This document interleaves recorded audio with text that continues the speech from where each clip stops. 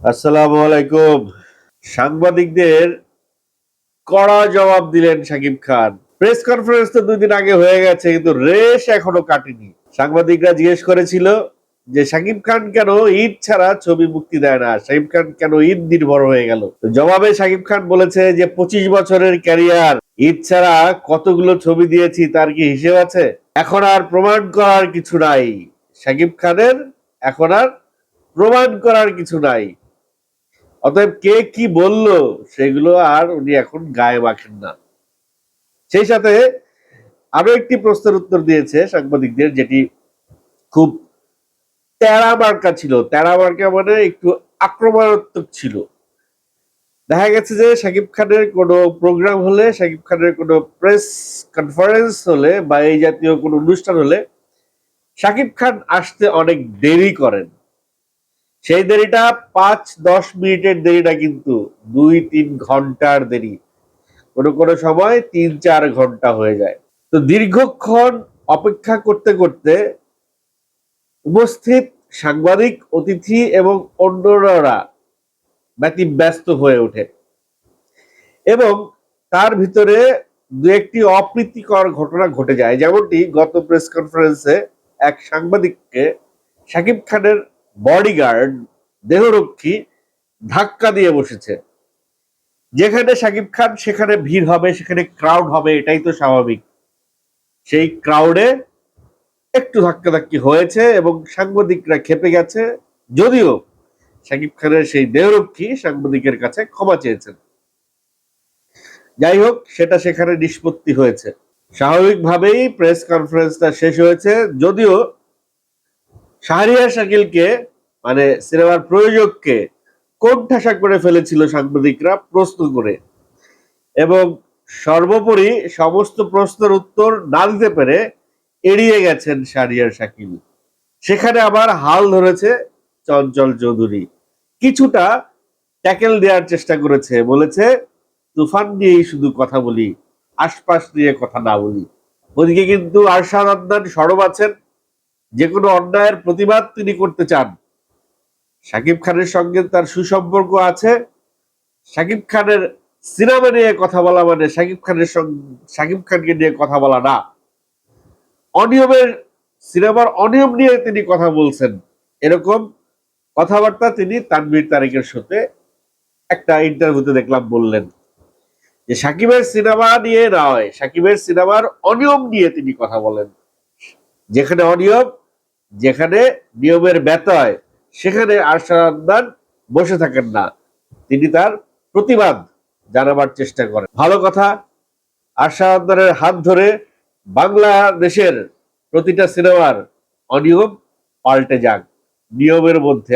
MD Iqbal, আপনাদের জ্ঞাতার্থে বলতে চাই যে এমডি ইকবাল এবার, আপনারা জানেন যে এমডি ইকবাল রিভেঞ্জের অনেকগুলো ছবি, অনেকগুলো পোস্টার তিনি রিলিজ করেছেন, 3-4টা পোস্টার, যেখানে তার ছেলেকে ফোকাস করে একেবারে লাইমলাইটে এনে প্রধান ফিগার করে পোস্টার করেছেন।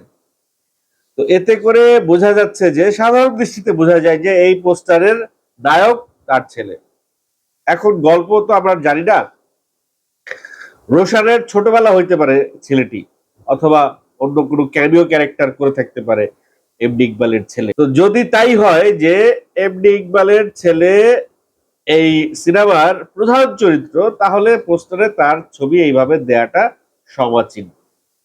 কিন্তু যদি প্রধান চরিত্র না হয়ে শিশু চরিত্র বা একটা ক্যামিও চরিত্র হয়ে থাকে, যেমনটা ধরেন চঞ্চল চৌধুরী একটা ক্যামিও চরিত্র করেছে তুফানে, কিন্তু তুফানের কোনো পোস্টারে চঞ্চল চৌধুরীকে কিন্তু এইভাবে এত বড় করে তার ছবি দেয়া হয় নাই। তো সেখানে এমডি ইকবাল তার নিজের প্রয়োজনা, নিজের পরিচালনায় রিভেঞ্জ সিনেমাতে তার ছেলেকে যত বড় করে দিয়েছে, তাতে করে মনে হচ্ছে যে সমস্ত প্রায়োরিটি তিনি তার ছেলেকে দিচ্ছেন। ছেলেকে মানে ওই যে সুযোগের সৎ ব্যবহারটা তিনি করছেন। যেহেতু তার নিজের প্রয়োজনা, নিজের পরিচালনা, টাকা তার, তো তার ছেলেকে যদি পোস্টারে প্রধান জায়গায় রেখে যদি পোস্টার করা হয়, কার কি বলার ক্ষমতা আছে। রোশানকে এমডি ইকবাল সাহেব তার সিনেমায় সুযোগ দিয়েছেন, এটি তো রোশানের ভাগ্য।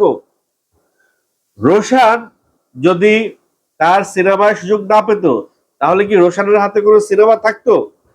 রোশানের হাতে তো কোনো সিনেমা নাই। মানে ভাবটা এরকম মনে হচ্ছে পোস্টারটা দেখে।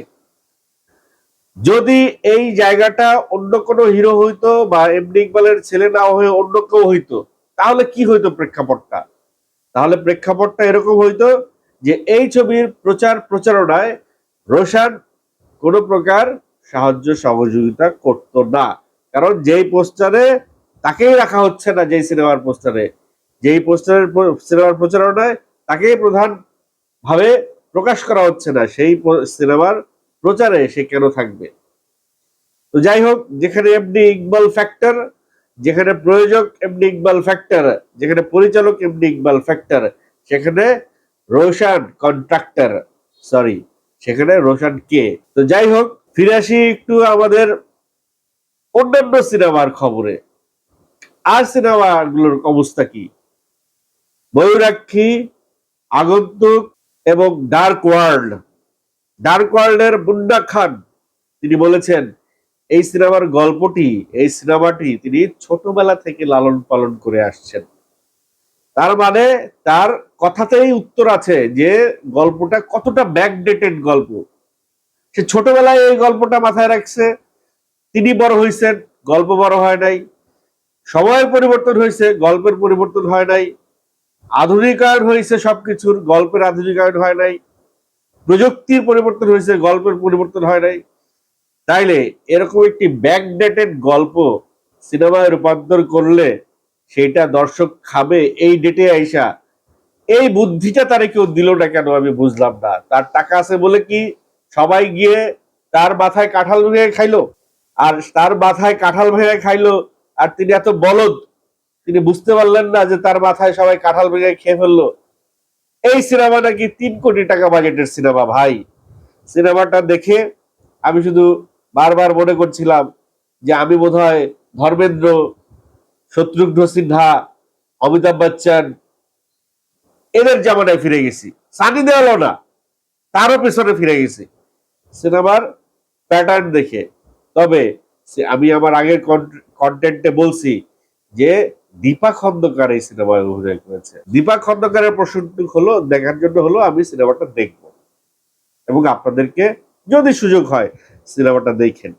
পরিশেষে একটু আমিন খান আর রিয়াজের কথা বলতে চাই।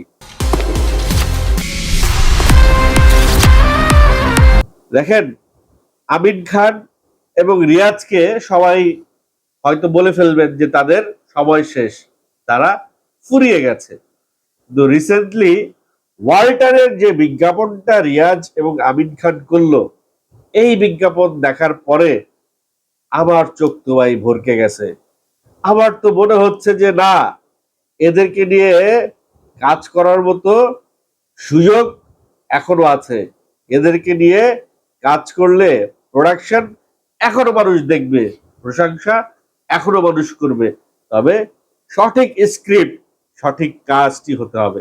যেভাবে শর্ট কাটা হয়েছে, যেভাবে ব্যাকগ্রাউন্ড মিউজিক ফেলা হয়েছে, যেভাবে চিত্রায়ন করা হয়েছে, সিনেমাটোগ্রাফি করা হয়েছে এবং পুরো সিকোয়েন্সের আয়োজন করা হয়েছে, এই যথাযথ আয়োজন, চিত্রায়ন এবং সংযোজন, কালার গ্রেডিং, ব্যাকগ্রাউন্ড মিউজিক, এই সমস্ত কিছু করেছে কয়েক সেকেন্ডের বিজ্ঞাপনে। এটি যদি 3 ঘন্টা বা 2 ঘন্টার সিনেমাতে করা হয় প্রপারলি, তাহলে আমি বলবো যে শাকিব খানের সিনেমার পরে আমিন খানের সিনেমা এবং রিয়াজের সিনেমাও বাংলাদেশে এখনো দর্শক দেখার জন্য হুমড়ি খেয়ে পড়বে। দরকার শুধু একটা প্রপার ম্যানেজমেন্ট, প্রপার ইউটিলাইজেশন। যেভাবে এই বিজ্ঞাপনটা নির্মাণ করা হয়েছে, যেই স্ক্রিপ্টিং এ, যেই পরিবেশনায় বিজ্ঞাপনটা নির্মাণ করা হয়েছে। পরিশেষে শাকিব খানেরই একটি কথা বলে শেষ করতে চাই, শাকিব খানের 6 প্যাক। ইফতেখার চৌধুরীর নির্মাণে আমেরিকান মডেলের সাথে শাকিব খানের লিলি প্রোডাক্টের একটি বিজ্ঞাপনের কয়েকটা সেকেন্ডের একটা বিজ্ঞাপন দেখা যাচ্ছে। সেখানে দেখা যাচ্ছে শাকিব খান 6 প্যাক নিয়ে সমুদ্র সৈকত দিয়ে হেঁটে আসতেছেন। ভাই, শাকিব খানের 6 প্যাক হইতেও তো পারে। দর্শক বা সাকিবিয়ানরা কয়েক ভাগে বিভক্ত হয়ে গেছেন। কেউ বলছেন এটা বসের 6 প্যাক, সেই কয়দিনে এটা বানাইছে। কেউ বলছেন ভালোই তো লাগতেছে। কেউ বলছেন শাকিব খানের এমনিই তো সুন্দর, তার 6 প্যাক দিয়ে এইভাবে একটা বহুমাত্রা যোগ করার কি দরকার ছিল, একটা আহ, আলাপ আলোচনা তৈরি করার কি দরকার ছিল, একটা সমালোচনার জায়গা তৈরি করার কি দরকার ছিল। নানানজন নানান কথা বলতেছেন। তবে দর্শক, আপনারা যারা আমার কন্টেন্টটি দেখছেন, তারা কিভাবে দেখছেন এটা অবশ্যই কমেন্ট করে জানাবেন। আমার কাছে তো মনে হয়েছে যে শাকিব খান যদি প্রপার জিম করে এরকম 6 প্যাক নিয়ে আসেন, ঋত্বিক রোশনের খাওয়া নাই, সালমান খানের খাওয়া নাই। সালমান খানের কথা যখন আসলো তখন একটি কথা বলে যাই, সালমান খানের বাড়িতে আততায়ীরা গুলি করেছে 4 রাউন্ড। কে এরা, কারা? একটা দেশের সুপারস্টারের বাড়ির বাইরে থেকে 4 রাউন্ড গুলি করে চলে যায়, তাহলে চিন্তা করে দেখেন ওই দেশের দর্শকদের, ওই দেশের সেই সুপারস্টারের ফ্যানদের মনের অবস্থা কি, ওই দেশের সেই পুলিশদের বা প্রশাসনের কি দৌড়ের উপরে আছে, একটু ভেবে দেখেন। সরগরম হয়ে আছে বলিউড পাড়া।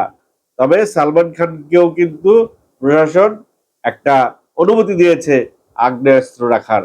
গুলির জবাবে গুলি হবে, গুলির জবাবে গুলির পারমিশন পেয়ে গেছে সালমান খান। ভবিষ্যৎ কি হবে, এর পরবর্তী চেহারাটা কি হবে, সেটা পরবর্তী সময়ই বলে দিবে। সবাইকে অগ্রিম ঈদের শুভেচ্ছা। ভালো থাকবেন।